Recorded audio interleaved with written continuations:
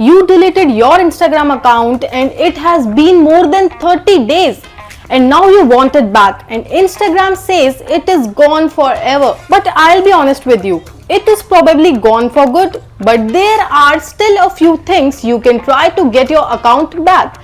Hello everyone, welcome back to Get Assist, and in this video I'll show you how to recover a permanently deleted Instagram account after 30 days. So without wasting a minute, let's get started. First, just try logging back in. Open Instagram and enter your old username and password.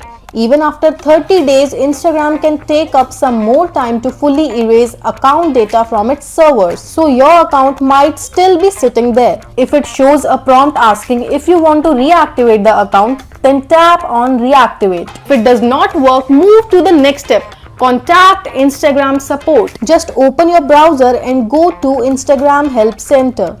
Then tap the three lines at the top right. Now go to Manage Your Account.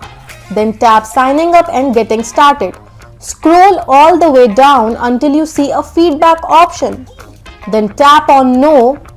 Then select Other and hit Select.